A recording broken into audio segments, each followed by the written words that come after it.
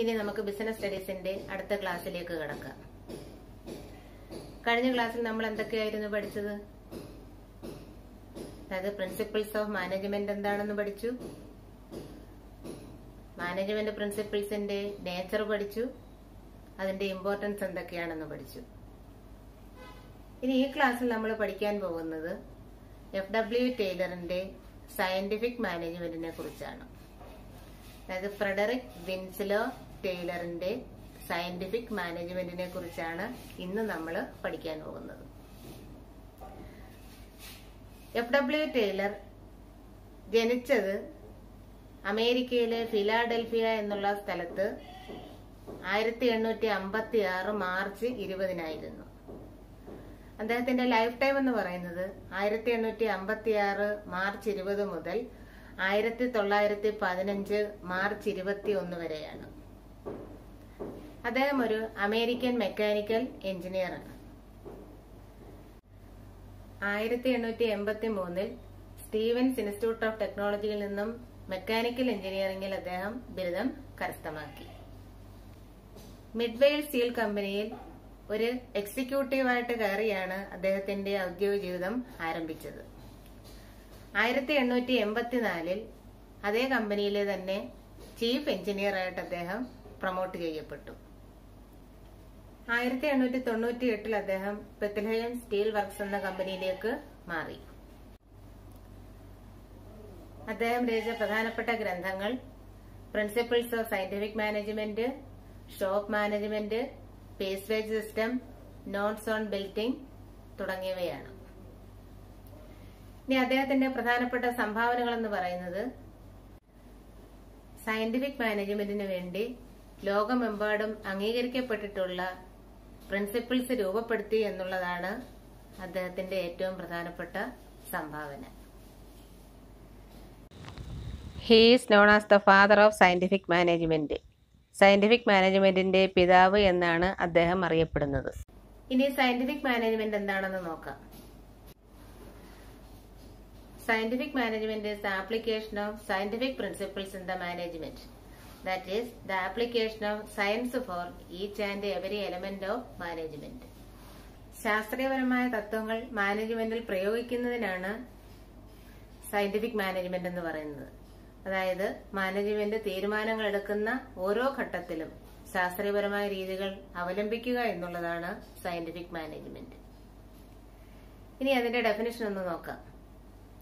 According to FW Taylor, scientific management is knowing exactly what you want men to do and seeing that they do it in the best and the cheapest way. തൊഴിലാളികൾ എന്ത് ചെയ്യണമെന്ന് നിങ്ങൾ ആഗ്രഹിക്കുന്നുവോ അത് കൃത്യമായി മനസ്സിലാക്കുകയും അത് ഏറ്റവും നന്നായി ഏറ്റവും ചിലവ് കുറഞ്ഞ രീതിയിൽ അവർ ചെയ്യുന്നുണ്ടെന്ന് ഉറപ്പുവരുത്തുകയും ചെയ്യുന്നതാണ് സയന്റിഫിക് മാനേജ്മെന്റ്. അപ്പൊ സയന്റിഫിക് മാനേജ്മെന്റ് എന്ന് പറഞ്ഞാൽ എന്താണ്? Scientific management means knowing exactly what you want men to do and seeing that they do it in the best and the cheapest way. തൊഴിലാളികൾ എന്ത് ചെയ്യണമെന്ന് മാനേജ്മെന്റ് ആഗ്രഹിക്കുന്നുവോ അത് കൃത്യമായി മനസ്സിലാക്കുകയും അതവർ ഏറ്റവും ചെലവ് കുറഞ്ഞ രീതിയിലും ഏറ്റവും നല്ല രീതിയിലും ചെയ്യുന്നുണ്ടെന്ന് ഉറപ്പുവരുത്തുകയും ചെയ്യുന്ന പ്രവർത്തനമാണ് സയന്റിഫിക് മാനേജ്മെന്റ്. ഇനി അടുത്തതായി നമ്മൾ പഠിക്കാൻ പോകുന്നത് സയന്റിഫിക് മാനേജ്മെന്റിന്റെ എയിംസ് ആൻഡ് ഒബ്ജക്റ്റീവ്സ് എന്തൊക്കെയാണെന്നാണ്. സയന്റിഫിക് മാനേജ്മെന്റിന്റെ ലക്ഷ്യങ്ങളും ഉദ്ദേശങ്ങളും എന്തൊക്കെയാണ് നമുക്ക് നോക്കാം. എന്തൊക്കെയാണ് സയന്റിഫിക് മാനേജ്മെന്റിന്റെ പ്രധാനപ്പെട്ട ലക്ഷ്യങ്ങൾ? 1. ഇൻക്രീസിംഗ് പ്രൊഡക്ഷൻ, ഉൽപാദനം വർദ്ധിപ്പിക്കുക. എങ്ങനെ നമുക്കൊരു സ്ഥാപനത്തിന്റെ ഉൽപാദനം വർദ്ധിപ്പിക്കുവാനായിട്ട് സാധിക്കും? By using standardised tools, methods and devices, increased production can be achieved.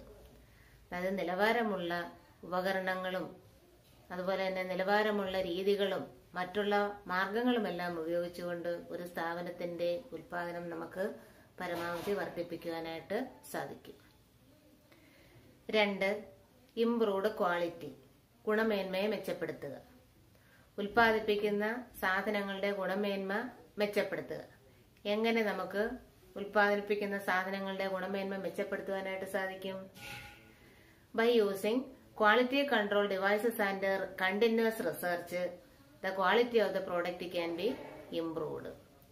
നമ്മൾ നിരന്തരം ഗവേഷണങ്ങൾ നടത്തിക്കൊണ്ടും അതുപോലെ തന്നെ ക്വാളിറ്റി കൺട്രോൾ ഡിവൈസസ് ഉപയോഗിച്ചുകൊണ്ടും ഉൽപ്പാദിപ്പിക്കുന്ന ഉൽപ്പന്നങ്ങളുടെ ഗുണമേന്മയെ നമുക്ക് മെച്ചപ്പെടുത്തുവാനായിട്ട് സാധിക്കും.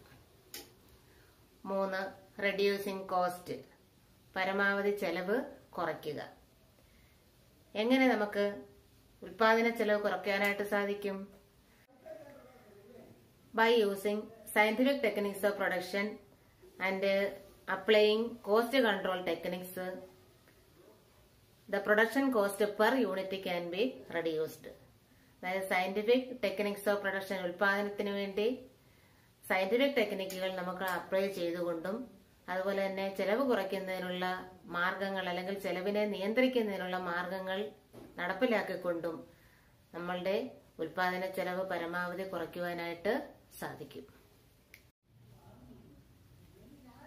4. Scientific selection and training of workers. അനുയോജ്യമായിട്ടുള്ള പദവികളിലേക്ക് അനുയോജ്യരായിട്ടുള്ള ആളുകളെ സെലക്ട് ചെയ്യുക.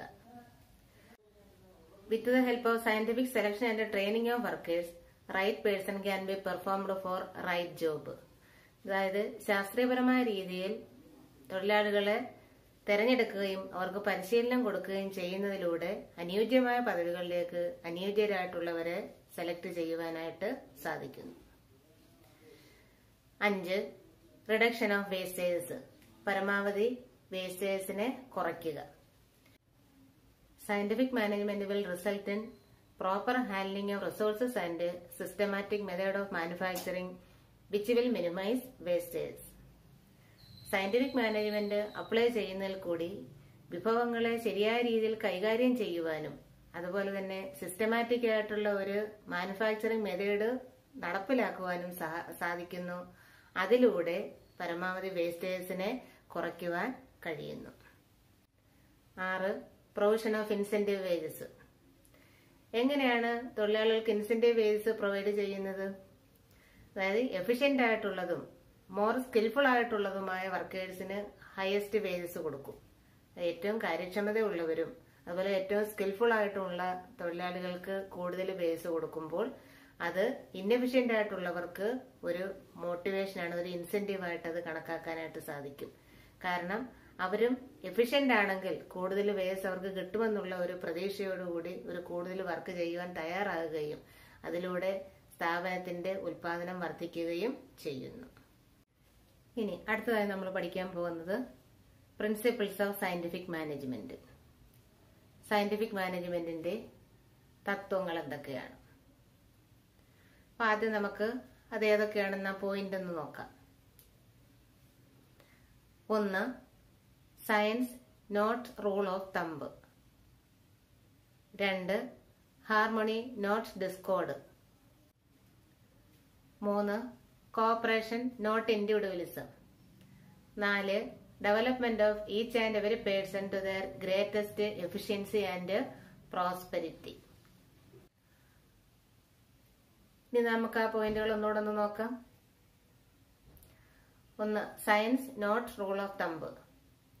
സ്വേച്ഛാരീതി മാറ്റിയിട്ട് പകരം ശാസ്ത്രീയപരമായ രീതികൾ അവലംബിക്കുക. 2. Harmony not discord. ഭിന്നിപ്പല്ല വേണ്ടത്, ഐക്യമാണ് വേണ്ടത്. 3. Cooperation not individualism. വ്യക്തി മഹത്വമല്ല വേണ്ടത്, സഹകരണമാണ് വേണ്ടത്. 4. Development of each and every person to their greatest efficiency and prosperity. പരമാവധി കാര്യക്ഷമതയിലേക്കും അഭിവൃദ്ധിയിലേക്കുമുള്ള തൊഴിലാളികളുടെ വികസനം. ഇനി ഓരോന്നിനെ കുറിച്ച് നമുക്ക് വിശദമായിട്ടൊന്ന് നോക്കാം. 1. Science not rule of thumb. സ്വേച്ഛാരീതി മാറ്റിയിട്ട് പകരം അവിടെ ശാസ്ത്രീയപരമായ രീതികൾ കൊണ്ടുവരിക. എന്താണ് ഈ റൂൾ ഓഫ് തമ്പ് എന്ന് പറയുന്നത്? Rule of thumb means application of traditional methods or the methods decided by the managers based on their past experience. അതായത് റൂൾ ഓഫ് തമ്പ് എന്ന് പറയുന്നത് പരമ്പരാഗതമായിട്ടുള്ള രീതികൾ അവലംബിക്കുക അല്ലെങ്കിൽ പ്രയോഗിക്കുക അല്ലെങ്കിൽ മാനേജേഴ്സ് അവരുടെ മുൻകാല അനുഭവങ്ങൾ അനുസരിച്ച് കാര്യങ്ങൾ തീരുമാനിക്കുക എന്നുള്ളതാണ്. Management should not take decisions according to the personal wishes of the managers.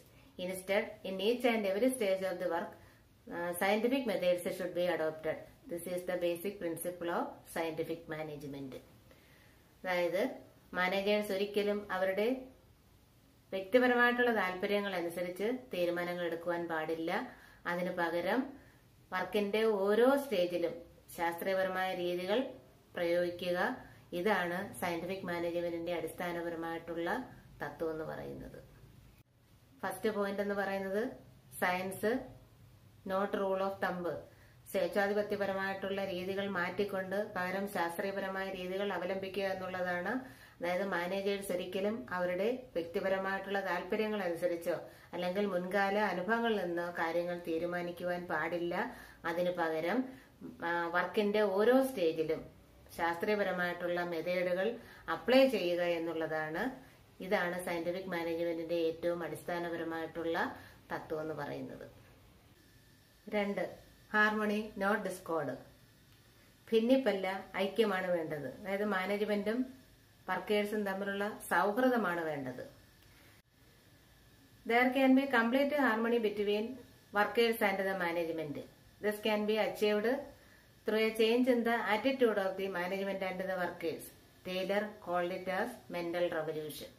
അതായത് മാനേജ്മെന്റും വർക്കേഴ്സും തമ്മിൽ പൂർണ്ണമായിട്ടും അവിടെ ഐക്യത ഉണ്ടാകണം, അല്ലെങ്കിൽ സൗഹൃദം ഉണ്ടാകണം. ഈ മാനേജ്മെന്റും വർക്കേഴ്സും തമ്മിൽ സൗഹൃദം ഉണ്ടാകണമെന്നുണ്ടെങ്കിൽ രണ്ടുപേരും, മാനേജ്മെന്റും വർക്കേഴ്സും, അവരുടെ ആറ്റിറ്റ്യൂഡിനകത്ത് മാറ്റം വരുത്തേണ്ടുന്നതാണ്. ഇതിനെയാണ് ടൈലർ മെന്റൽ റവല്യൂഷൻ എന്ന് വിളിക്കുന്നത്. ഇനി മൂന്നാമത്തത് കോഓപ്പറേഷൻ നോട്ട് ഇൻഡിവിജ്വലിസം. വ്യക്തിമത്വമല്ല വേണ്ടത്, സഹകരണമാണ് വേണ്ടത്. അതായത് മാനേജ്മെന്റും വർക്കേഴ്സും തമ്മിലുള്ള സഹകരണം. There should be complete cooperation between management and workers. അതായത് തൊഴിലാളികളും മാനേജ്മെന്റും തമ്മിൽ പൂർണ്ണമായിട്ടും സഹകരണ മനോഭാവം ഉണ്ടായിരിക്കണം. Instead of individualism. അതായത് വ്യക്തിമഹത്വമല്ല അവിടെ വേണ്ടത്, പകരം ഇവർ തമ്മിലുള്ള ഒരു സഹകരണ മനോഭാവത്തോടുകൂടി പ്രവർത്തിക്കുവാനാണ് മാനേജ്മെന്റും വർക്കേഴ്സും തയ്യാറാകേണ്ടത്. This principle is an extension of harmony not discord. അതായത് തൊട്ടു മുമ്പ് നമ്മൾ പറഞ്ഞ ഒരു പ്രിൻസിപ്പിൾ ഉണ്ടല്ലോ, ഹാർമണി നോട്ട് ഡിസ്കോർഡ്. അതായത് അഭിപ്രായ ഭിന്നതയല്ല വേണ്ടത്, ഐക്യമാണ് വേണ്ടത്. അതിന്റെ ഒരു പിന്തുടർച്ചയാണ് ഈ പ്രിൻസിപ്പിൾ എന്ന് പറയുന്നത്. Management should take workers in confidence and give them participation in decision making. Taylor suggested that there should be equal division of work and responsibility between management and workers. അതായത് മാനേജ്മെന്റ് തൊഴിലാളികളെ വിശ്വാസത്തിലെടുക്കുകയും അവർക്ക് തീരുമാനങ്ങൾ എടുക്കുന്നതിൽ ഒരു participation നൽകുകയും ചെയ്യേണ്ടുന്നതാണ്. അതുകൂടാതെ തന്നെ Taylor നിർദ്ദേശിക്കുന്ന മറ്റൊരു കാര്യം എന്ന് പറയുന്നത് there should be equal division of work and responsibility between management and workers. വർക്കേഴ്സും മാനേജ്മെന്റും തമ്മിൽ തുല്യമായിട്ട് തന്നെ വർക്കുകളും റെസ്പോൺസിബിലിറ്റിയും ഡിവൈഡ് ചെയ്തെടുക്കണമെന്ന് തന്നെയാണ് ടൈലർ നിർദ്ദേശിക്കപ്പെടുന്നത്. അതായത് രണ്ടു കൂട്ടരും കൂട്ടായി ചേർന്നുകൊണ്ട് തന്നെ ഒരു സ്ഥാപനത്തിന്റെ വർക്കുകളെയും ഉത്തരവാദിത്തങ്ങളെയും ഏറ്റെടുത്ത് പ്രവർത്തിക്കണമെന്ന് തന്നെയാണ് ടൈലർ നിർദ്ദേശിക്കപ്പെടുന്നത്. 4.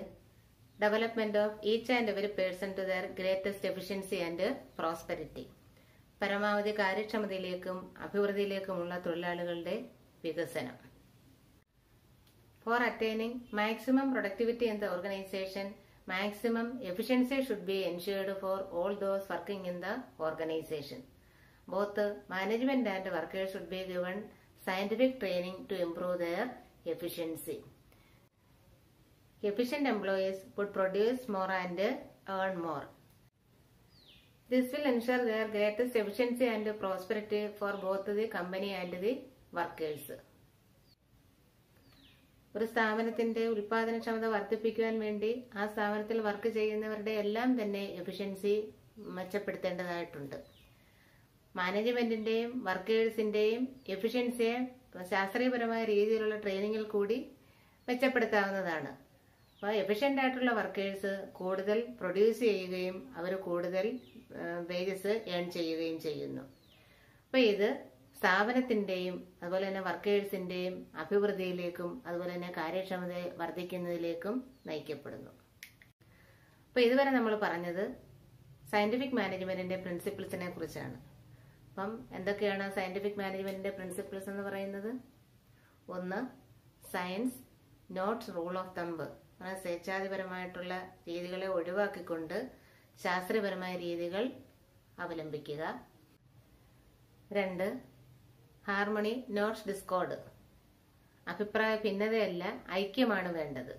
അത് മാനേജ്മെന്റും വർക്കേഴ്സും തമ്മിൽ നല്ലൊരു സൗഹൃദമാണ് അവിടെ ആവശ്യമായിട്ടുള്ളത്. 3, കോഓപ്പറേഷൻ നോട്ട് ഇൻഡിവിജ്വലിസം, വ്യക്തി മഹത്വമല്ല വേണ്ടത്, സഹകരണമാണ് വേണ്ടത്. അതായത് cooperation between management and workers.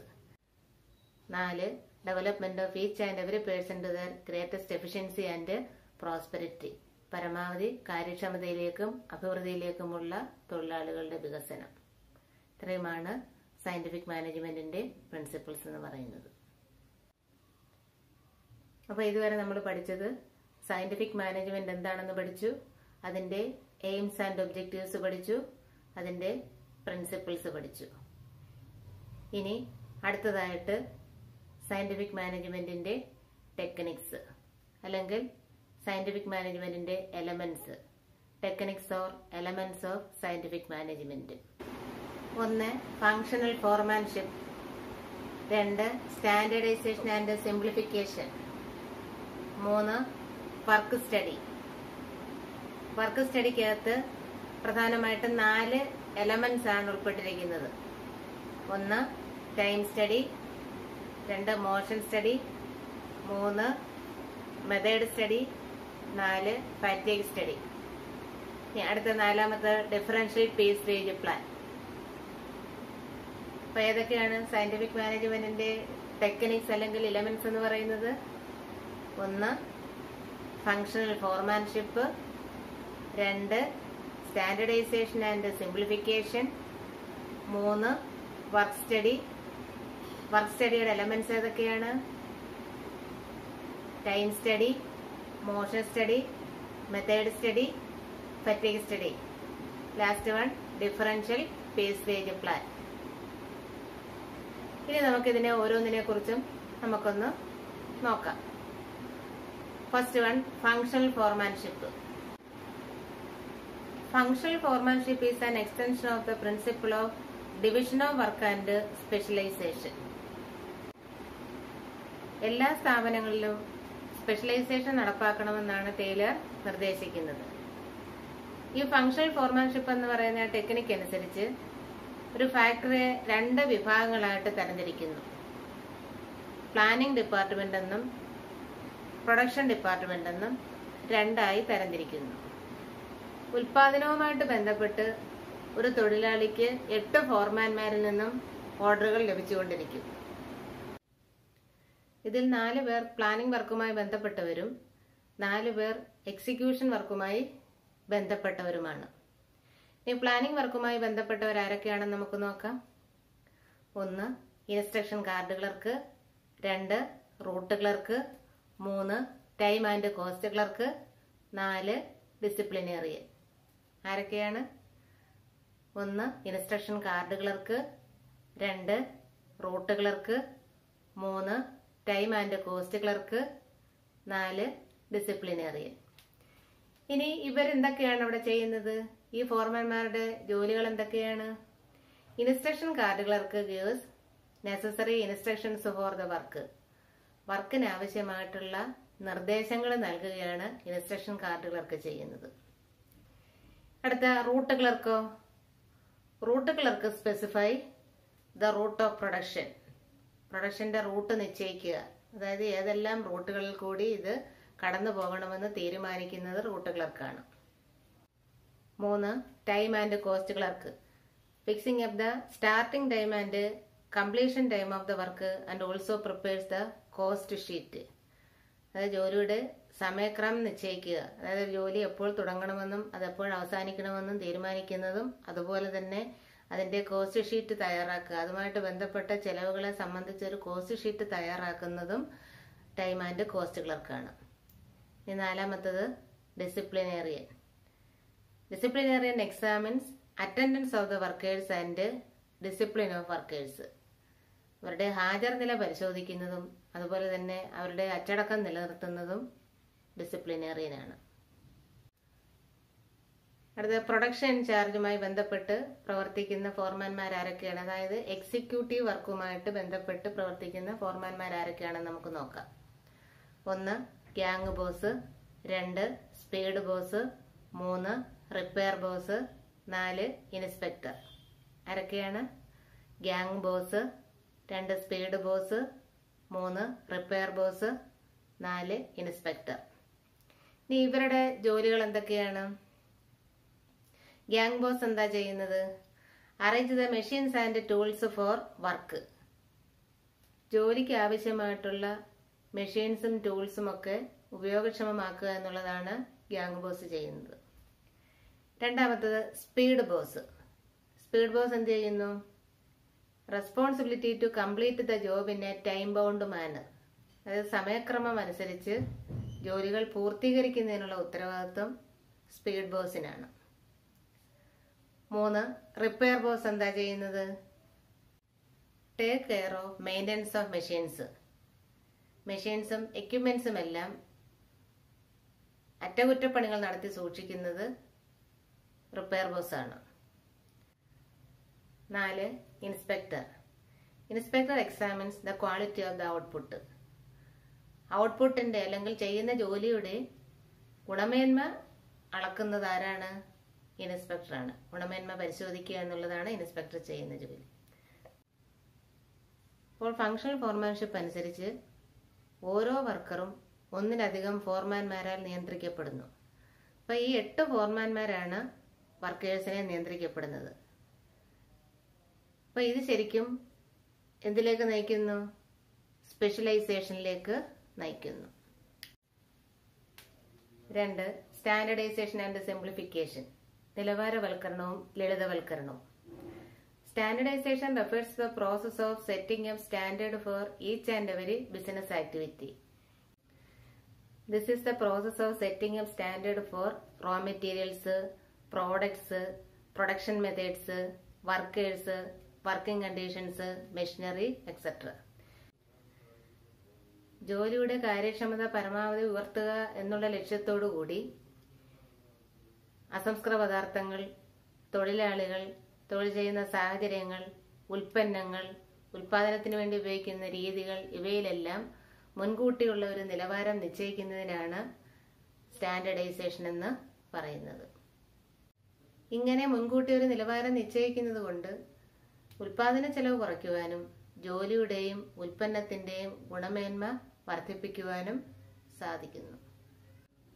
ഇനി സിംപ്ലിഫിക്കേഷൻ എന്ന് പറഞ്ഞാൽ എന്താണ്? ലളിതവൽക്കരണം എന്ന് പറഞ്ഞാൽ ഉൽപ്പന്നത്തിന്റെ അനാവശ്യമായിട്ടുള്ള വലിപ്പം ഒഴിവാക്കി പരമാവധി ചെലവ് കുറയ്ക്കുന്നതിനെയാണ് സിംപ്ലിഫിക്കേഷൻ എന്ന് പറയുന്നത്. അപ്പൊ സ്റ്റാൻഡർഡൈസേഷൻ എന്ന് പറഞ്ഞാൽ എന്താണ്? പരമാവധി കാര്യക്ഷമത വർദ്ധിപ്പിക്കുന്നതിന് വേണ്ടി എല്ലാ ഘടകങ്ങളിലും, അതായത് അസംസ്കൃത പദാർത്ഥങ്ങളിലും, machines, production methods, working conditions ഇവയിലെല്ലാം തന്നെ മുൻകൂട്ടിയുള്ള ഒരു നിലവാരം നിശ്ചയിക്കുന്നതിനാണ് സ്റ്റാൻഡർഡൈസേഷൻ എന്ന് പറയുന്നത്. അപ്പം സ്റ്റാൻഡർഡൈസേഷൻ നടത്തുന്നത് കൊണ്ട്, അതായത് മുൻകൂട്ടി നിലവാരം നിശ്ചയിക്കുന്നത് കൊണ്ട് ഉൽപാദന ചെലവ് പരമാവധി കുറയ്ക്കുവാനും അതുപോലെ തന്നെ ഉൽപ്പന്നത്തിന്റെയും അതുപോലെ തൊഴിലിന്റെയും കാര്യക്ഷമത വർദ്ധിപ്പിക്കുവാനും സാധിക്കുന്നു. അപ്പൊ സിംപ്ലിഫിക്കേഷൻ എന്ന് പറഞ്ഞാൽ എന്താണ്? ഉൽപ്പന്നത്തിന്റെ അനാവശ്യമായിട്ടുള്ള വലിപ്പം ഒഴിവാക്കി പരമാവധി ചെലവ് കുറയ്ക്കുന്നതിനെയാണ് സിംപ്ലിഫിക്കേഷൻ എന്ന് പറയുന്നത്. 3 work study. Work study is used to find out the best way of doing a job.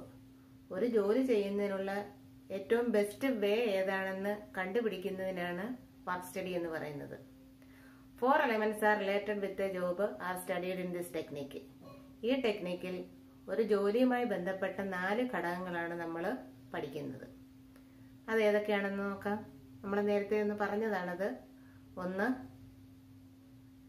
Method study, 2 motion study, 3 time study, 4 fatigue study. അതായത് മെത്തേഡ് സ്റ്റഡി എന്ന് പറഞ്ഞാൽ എന്താണ്? രീതി പഠനം. 2 മോഷൻ സ്റ്റഡി ചലന പഠനം. 3 ടൈം സ്റ്റഡി സമയ പഠനം. 4 ഫാറ്റിഗ് സ്റ്റഡി ക്ഷീണ പഠനം. ഇനി ഇതിനെ ഓരോന്നിനെ കുറിച്ച് നമുക്കൊന്ന് നോക്കാം. 1 method study. Method study is conducted to know the best method of doing a job. ഒരു ജോലി ചെയ്യുന്നതിനുള്ള ഏറ്റവും നല്ല മെത്തേഡ് ഏതാണെന്ന് കണ്ടുപിടിക്കുന്നതിന് വേണ്ടി നടത്തുന്ന പഠനമാണ് method study. Method study helps to reduce the production cost and to make the maximum utilization of the resources. Method study ഉൽപാദന ചെലവ് പരമാവധി കുറയ്ക്കുവാനും അതുപോലെ തന്നെ റിസോഴ്സസിനെ പരമാവധി ഉപയോഗപ്പെടുത്തുവാനും സഹായിക്കുന്നു.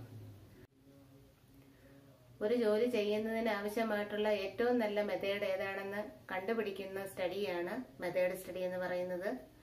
It helps to reduce the production cost and to make the maximum utilization of the resources. Method study നടത്തുന്നത് കൊണ്ട് ഉൽപാദന ചെലവിനെ പരമാവധി കുറയ്ക്കുവാനും അതുപോലെ തന്നെ നമ്മളുടെ വിഭവങ്ങളെ പരമാവധി ഉപയോഗപ്പെടുത്തുവാനും സാധിക്കുന്നു.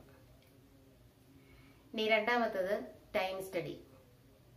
Time study determines the time required for each element of work. അതായത് ഓരോ വർക്കും കംപ്ലീറ്റ് ചെയ്യുന്നതിന് ആവശ്യമായിട്ടുള്ള മിനിമം ടൈം എത്രയാണെന്ന് കണ്ടുപിടിക്കുന്നതിന് വേണ്ടിയിട്ടുള്ള പഠനമാണ് ടൈം സ്റ്റഡി എന്ന് പറയുന്നത്. It helps in fixing the standard time for the job which will save cost, time and effort. ഇതൊരു ജോലിക്ക് ആവശ്യമായിട്ടുള്ള സ്റ്റാൻഡേർഡ് ടൈം, അതായത് ഒരു ജോലി എത്ര സമയം കൊണ്ട് ചെയ്തു തീർക്കുവാൻ പറ്റുമെന്ന് നമുക്ക് കണ്ടുപിടിക്കാനായിട്ട് സാധിക്കും. അതിൽ കൂടി ചെലവ് കുറയ്ക്കുവാനും ടൈം സേവ് ചെയ്യുവാനും അതുപോലെ തന്നെ എഫേർട്ടിനെ കുറയ്ക്കുവാനും സാധിക്കുന്നു. 3 motion study. It helps to eliminate unnecessary movement of men and machines while doing a job.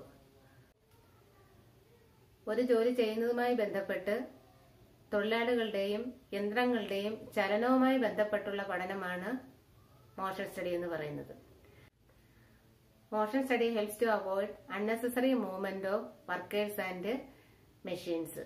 അതായത് തൊഴിലാളികളുടെയും മെഷീൻസിന്റെയും അനാവശ്യമായിട്ടുള്ള ചലനങ്ങളെ ഒഴിവാക്കുവാൻ മോഷൻ സ്റ്റഡി സഹായിക്കുന്നു. 4 fatigue study. It seeks to determine the amount and frequency of rest intervals in completing a task. ഒരു ജോലി പൂർത്തീകരിക്കുന്നതുമായി ബന്ധപ്പെട്ട് തൊഴിലാളികൾക്ക് വിശ്രമവേളകൾ അനുവദിക്കുന്നതിനെ കുറിച്ച് അറിയുന്നതിന് വേണ്ടി നടത്തുന്ന പഠനമാണ് ഫാറ്റിഗ് സ്റ്റഡി. അത് കണ്ടിന്യൂസ് ആയിട്ട് ഒരു തൊഴിലാളി വർക്ക് ചെയ്യുമ്പോൾ അവർക്ക് ശാരീരികമായും മാനസികമായിട്ടും ക്ഷീണം അനുഭവപ്പെടാറുണ്ട്. അപ്പോൾ അവർക്കിടയ്ക്ക് കുറച്ച് റെസ്റ്റ് ടൈം കൊടുത്തു കഴിഞ്ഞാൽ അവരുടെ എനർജി ഒന്നുകൂടി റിക്കൂപ്പ് ചെയ്യുന്നതിനും അവർക്ക് നേരത്തെ ഉള്ളതിനേക്കാൾ കൂടുതൽ കാര്യക്ഷമമായിട്ട് ജോലി ചെയ്യുവാൻ സാധിക്കുകയും ചെയ്യും. അപ്പൊ അത് എത്ര സമയം കൂടുമ്പോഴാണ് ഈ റെസ്റ്റ് ഇന്റർവെൽസ് അനുവദിക്കേണ്ടതെന്നും അതുപോലെ തന്നെ എത്ര ടൈമാണ് റെസ്റ്റ് ടൈമായിട്ട് നമ്മൾ അനുവദിക്കേണ്ടതെന്നും അറിയുന്നതിന് വേണ്ടി നടത്തുന്ന പഠനമാണ് fatigue study. The purpose of this study is to determine the duration and the frequency of intervals which will avoid the workers' fatigue. തൊഴിലാളികളുടെ ക്ഷീണത്തെ ഇല്ലാതാക്കുന്നതിന് വേണ്ടി അവർക്ക് അനുവദിക്കുന്ന റെസ്റ്റ് ഇന്റർവെൽസിന്റെ ഡ്യൂറേഷനും ഫ്രീക്വൻസിയും, അതായത് എത്ര ടൈം ഇവർക്ക് അനുവദിക്കണമെന്നും അതുപോലെ തന്നെ എത്ര പ്രാവശ്യം ഇവർക്ക് ഇടവേള അനുവദിക്കണമെന്നും അറിയുന്നതിന് വേണ്ടി നടത്തുന്ന ഒരു പഠനമാണ് ഫാറ്റിഗ് സ്റ്റഡി. അപ്പം വർക്ക് സ്റ്റഡിയുടെ എലമെന്റ്സുകളാണ് നമ്മൾ ഈ പഠിച്ചത്. Method study, motion study, time study, fatigue study. Last one, differential pace wage plan. It refers to a wage system in which dual wage rates are fixed to differentiate between efficient and inefficient workers. അതായത് efficient വർക്കേഴ്സിനെയും ഇൻഎഫിഷ്യന്റ് വർക്കേഴ്സിനെയും വേർതിരിക്കുന്നതിന് വേണ്ടിയിട്ടുള്ള ഒരു dual wage rate സിസ്റ്റമാണ് differential pace rate system എന്ന് പറയുന്നത്. അതായത് എഫിഷ്യന്റ് വർക്കേഴ്സിന് കൂടുതൽ വേജസ് കൊടുക്കുകയും ഇന്നെഫിഷ്യന്റ് ആയിട്ടുള്ളവർക്ക് കുറഞ്ഞ വേജ് റേറ്റ്സ് ഫിക്സ് ചെയ്യുകയും ചെയ്യുന്ന ഒരു രീതിയാണ് ഡിഫറൻഷ്യൽ പേസ് വേജ് പ്ലാൻ. ഉദാഹരണത്തിന്, ഒരു സ്ഥാപനത്തിൽ നിശ്ചയിച്ചിരിക്കുന്ന സ്റ്റാൻഡേർഡ് യൂണിറ്റ് അല്ലെങ്കിൽ അവിടെ നിശ്ചയിച്ചിരിക്കുന്ന നിലവാരം എന്ന് പറയുന്നത് 10 യൂണിറ്റ് ആണെന്ന് വിചാരിക്കുക.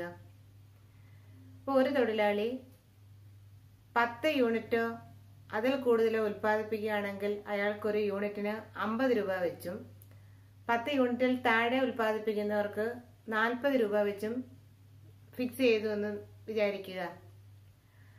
അങ്ങനെയാണെങ്കിൽ ഒരാള് 11 യൂണിറ്റ് ഉൽപ്പാദിപ്പിച്ചു കഴിഞ്ഞാൽ അയാൾക്ക് എത്ര രൂപ കൂലി കിട്ടും? 50 രൂപ വെച്ച് 550 രൂപ കിട്ടുന്നതായിരിക്കും. അതേസമയം 9 യൂണിറ്റ് ഉൽപ്പാദിപ്പിക്കാനേ ഒരാളിന് പറ്റിയുള്ളെങ്കിൽ അയാൾക്ക് എത്ര രൂപയെ കിട്ടത്തുള്ളൂ? 9 ഗുണം 40 എത്ര രൂപ കിട്ടും? 360 രൂപയെ അയാൾക്ക് കിട്ടുന്നുള്ളൂ. ശരിക്കും എത്ര രൂപയുടെ കുറവ് അയാൾക്കുണ്ടാകുന്നു? 550ഉം 360ഉം എത്ര രൂപയുടെ ഡിഫറൻസ് ഉണ്ടാകുന്നു? 190 രൂപയുടെ ഡിഫറൻസ് അയാൾക്കുണ്ടാകുന്നു. അപ്പം ഇത് കൂടുതൽ ഏൺ ചെയ്യാനായിട്ട്, ഇത്രയും കൂടുതൽ അയാൾക്ക് കിട്ടാനായിട്ട് അയാൾ എന്ത് ചെയ്യും? കൂടുതൽ വർക്ക് ചെയ്യാൻ അവർക്ക് ഒരു പ്രചോദനമായി തീരുന്നു. ഒരു ചെറിയ കാര്യം കൂടെ ഇവിടെ പറഞ്ഞിട്ട് നമുക്ക് ക്ലാസ് അവസാനിപ്പിക്കാം. അത് മെന്റൽ റവല്യൂഷൻ, മനോവിപ്ലവം. മെന്റൽ റവല്യൂഷൻ എന്താണെന്ന് നേരത്തെ നമ്മൾ ചെറിയ രീതിയിലൊന്ന് പറഞ്ഞതാണ്. The fundamental idea of mental revolution is to change the attitude of workers and the management towards each other. അതായത് മെന്റൽ റവല്യൂഷൻ എന്ന് പറഞ്ഞാൽ എന്താണ്? Change the attitude of the workers and the management towards each other. മാനേജ്മെന്റിന്റെയും വർക്കേഴ്സിന്റെയും പെരുമാറ്റ രീതികളിൽ മാറ്റം വരുത്തുക എന്നുള്ളതാണ് മെന്റൽ റവല്യൂഷൻ എന്ന് പറയുന്നത്. The prime objective of mental revolution is to improve mutual confidence between management and the workers and to improve their efficiency. Mental റവല്യൂഷന്റെ പ്രധാന ഉദ്ദേശം എന്ന് പറയുന്നത് മാനേജ്മെന്റും വർക്കേഴ്സും തമ്മിലുള്ള വിശ്വാസം വർദ്ധിപ്പിക്കുകയും അതുവഴി കാര്യക്ഷമത മെച്ചപ്പെടുത്തുകയും ചെയ്യുക എന്നുള്ളതാണ്. Mental revolution is the essence of scientific management. Scientific മാനേജ്മെന്റിന്റെ എസൻസ് ആണ് മെന്റൽ റവല്യൂഷൻ എന്ന് പറയുന്നത്. അപ്പം മെന്റൽ റവല്യൂഷൻ എന്ന് പറഞ്ഞാൽ എന്താണ്? The fundamental idea of mental revolution is to change the attitude of workers and the management towards each other. വർക്കേഴ്സും മാനേജ്മെന്റും അവരുടെ മനോഭാവത്തിൽ മാറ്റം വരുത്തുക എന്നുള്ളതാണ് മെന്റൽ റവല്യൂഷൻ എന്ന് പറയുന്നത്. The prime objective of mental revolution is to improve mutual confidence between management and the workers and thereby improve their efficiency. Mental റവല്യൂഷന്റെ അടിസ്ഥാനപരമായിട്ടുള്ള ലക്ഷ്യമെന്ന് പറയുന്നത് തൊഴിലാളികളും മാനേജ്മെന്റും തമ്മിലുള്ള വിശ്വാസം വർദ്ധിപ്പിക്കുകയും അതിലൂടെ കാര്യക്ഷമത മെച്ചപ്പെടുത്തുകയും ചെയ്യുക എന്നുള്ളതാണ്. Mental revolution is the essence of scientific management. Scientific മാനേജ്മെന്റിന്റെ എസൻസ് ആണ് മെന്റൽ റവല്യൂഷൻ എന്ന് പറയുന്നത്. അപ്പൊ ഇന്ന് നമ്മളിവിടെ പഠിച്ച കാര്യങ്ങൾ എന്തൊക്കെയാണ്? സയന്റിഫിക് മാനേജ്മെന്റ് എന്താണെന്ന് പഠിച്ചു. സയന്റിഫിക് മാനേജ്മെന്റിന്റെ എയിംസ് ആൻഡ് ഒബ്ജക്റ്റീവ്സ് പഠിച്ചു. അതിന്റെ പ്രിൻസിപ്പിൾസും ടെക്നിക്സും പഠിച്ചു കഴിഞ്ഞു. മെന്റൽ റവല്യൂഷനും എന്താണെന്ന് നമ്മൾ പഠിച്ചു. ഇതിന്റെ നോട്ട്സ് ഞാൻ നിങ്ങൾക്ക് അയച്ചു തരുന്നുണ്ട്. അതെല്ലാവരും നോട്ട്ബുക്കിൽ എഴുതിയിട്ട് എനിക്കത് അയച്ചു തരണം.